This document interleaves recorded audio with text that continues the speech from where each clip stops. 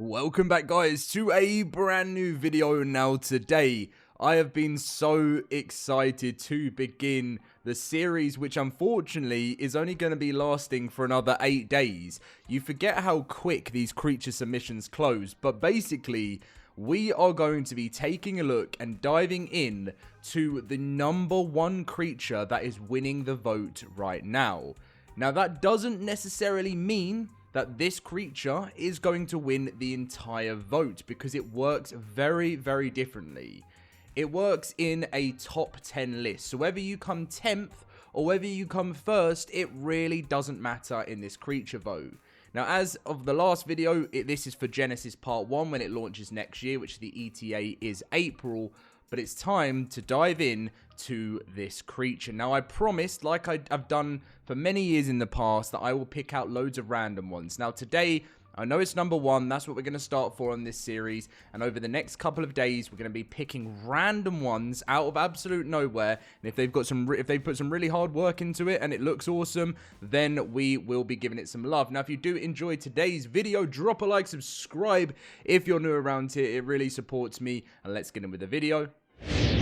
Also, if you want to come and play every single map in ARK history, come and join us in the LoadedCrysis cluster. The link to our cluster is in the description down below. If you just join our Discord, we have an amazing community and a lovely admin team. And yeah, we will be welcoming you aboard, especially with the new Valguero map. But anyway, let's get into things. And if you want to grab yourself a Nitrado server, there might potentially be still a 10% code. You guys have used them all up so quickly. It will be Loaded Valguero, all one word. If it doesn't work, then they would have run out. But if there's maybe 1 or 2 left, you might be able to grab it.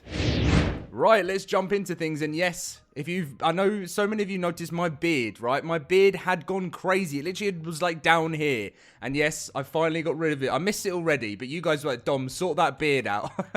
But anyway, so we're going to be checking out the Paleoctopus. And the reason why I wanted to check this one out is because it's #1 at this moment in time, and it was so detailed, and I didn't want to give, you know, like these types of things, they take a whole video. Like, you can't make one whole video on the whole top 10, because you'll be there for hours and hours and hours. So that's why we are going to be doing that. And at the end of this video, we will see what the current standing is, whether it's changed since our last video. So the Potion-Brewing land octopus, the Paleoctopus. Now, this amazing dossier, I mentioned it in the other video, was created by Sav.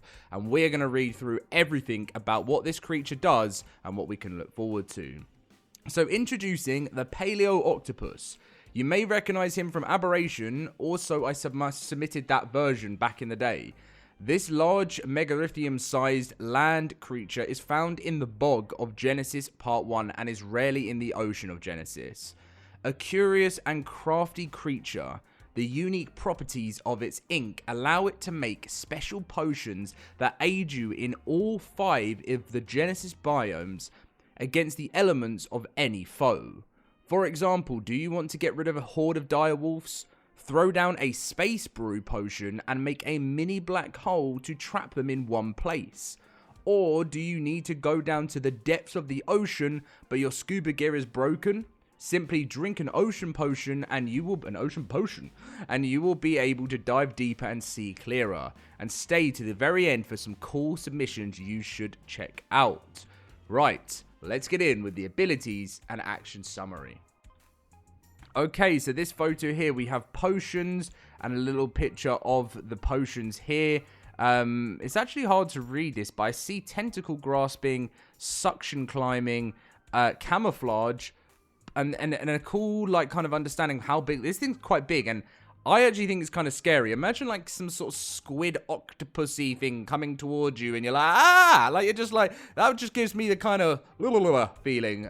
But anyway, so let's get in with the next part where we can actually go through all of the abilities. So, mobile apothecary, the main feature of the Paleoctopus, it has 11 total potion options. 5 that benefit you and your allies, and 5 that are for offense against enemies, and 1 special brew.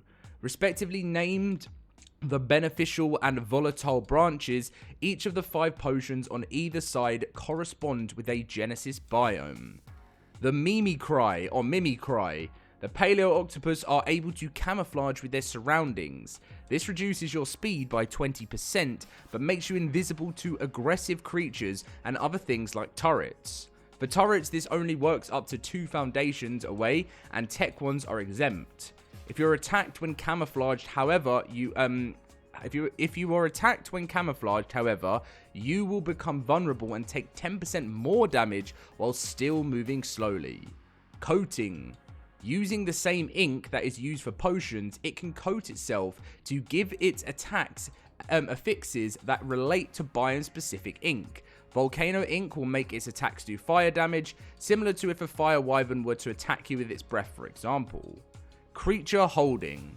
With 8 strong arms and plenty of suction cups, it's no surprise that the Paleoctopus is able to grab and hold creatures similar to, say, the Megalosaurus. This can be to transport allies and throw them, or suffocate your enemies by draining their oxygen, eventually killing them or slamming them. Climbing.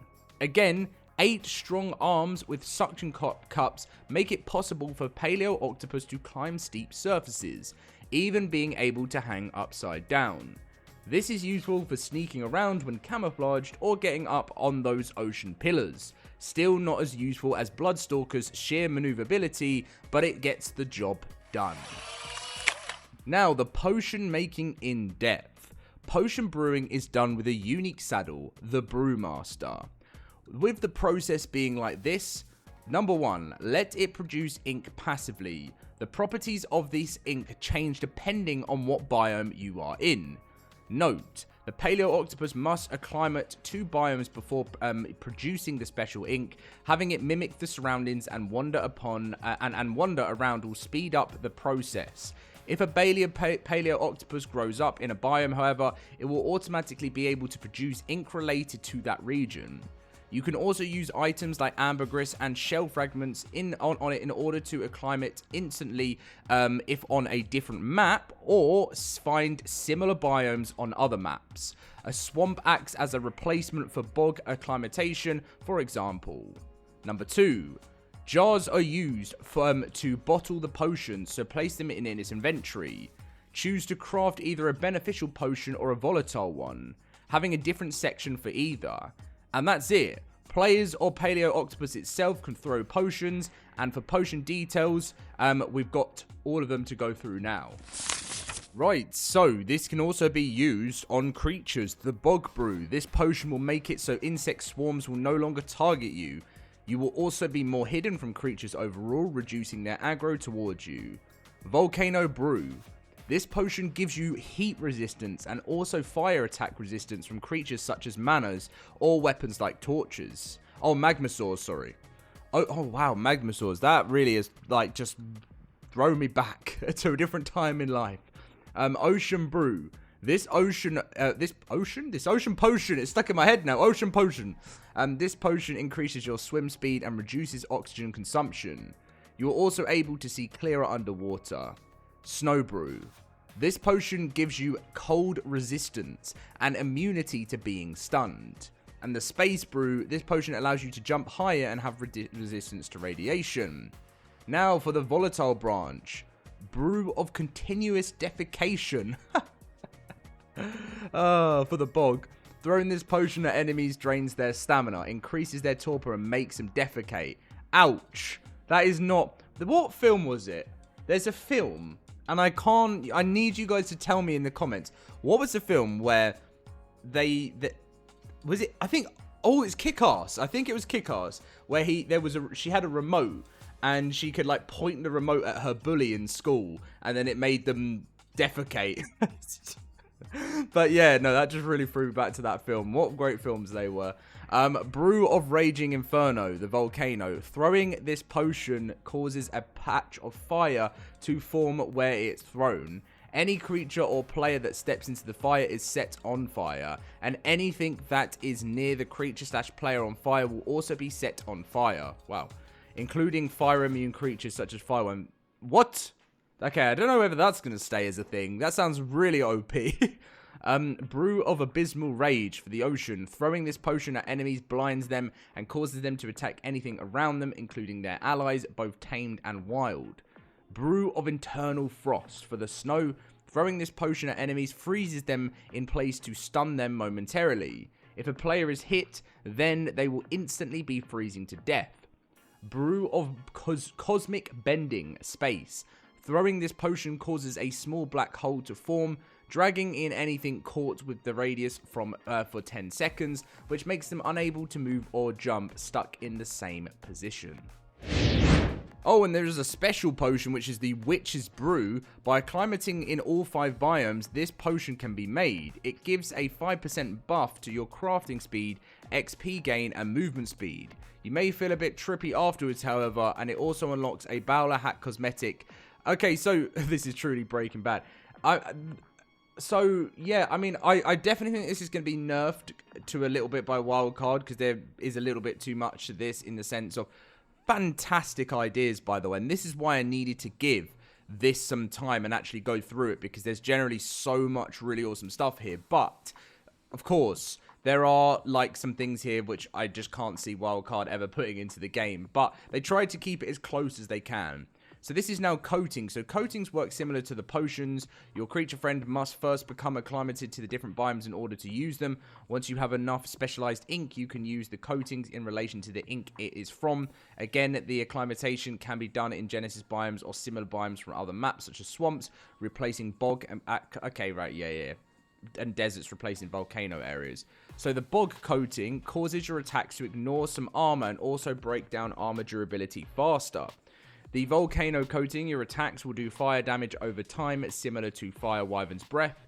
Ocean coating, a defensive coating. If any enemies attack you physically, they will receive electrical recoil, which is just recoil but with fancy electricity effects. A bit like the Wonder Waffle.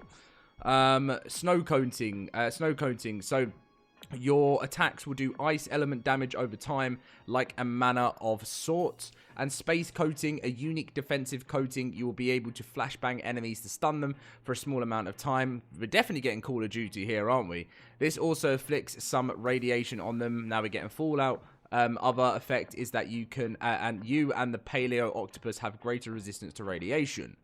After using any of these coatings, you are locked into them for 10 minutes, 6 minutes for active usage, and 4 minutes for a cooldown period. Right, now we're on to the Moveset. Who's ready for the Moveset?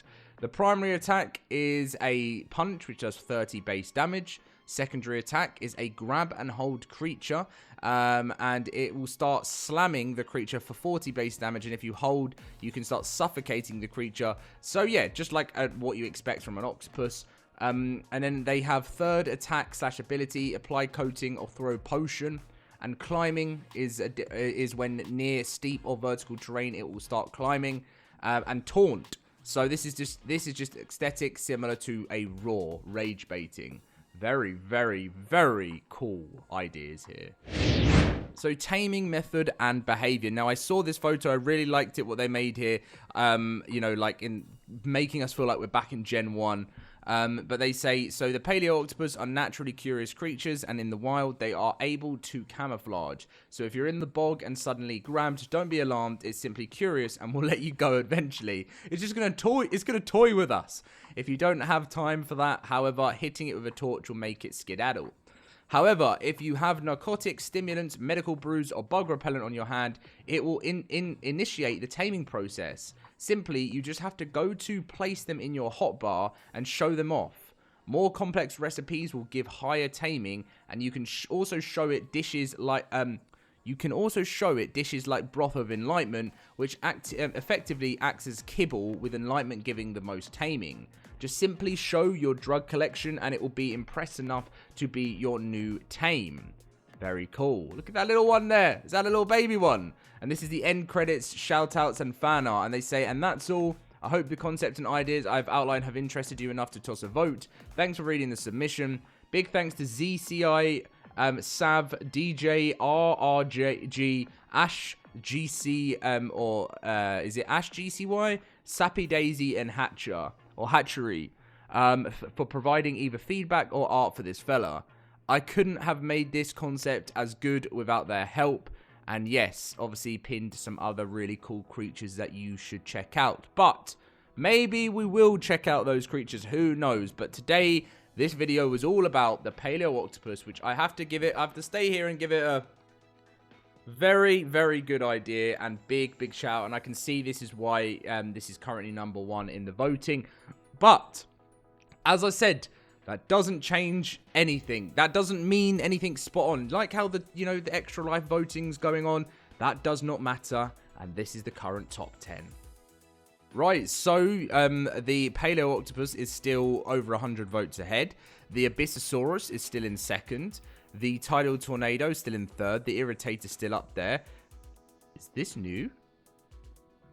Oh, something's jumped way into the top 10 out of nowhere. I don't think I remember that one. This one's here. The giant stick bug's still there. The giant lobster, the man-eater. Oh, it is all getting very close. Look at this, guys. You've got like things with like 6 votes between each other. And you know what as well? Even if you are, right, let's say even if your creature is down here with 47 votes, anything can change at any point with the creature voting. And you have 8 days for it to have a chance to get your creature in that top 10. So good luck to everyone every single day moving forward now. There may be an odd day where we don't do it, but pretty much every single day onwards now until the 24th of October when the voting closes, we will be picking random creatures and going through some and seeing how they fare. So I hope you enjoyed today's video. Let me know what you think of this creature, and I'll see you in the next video.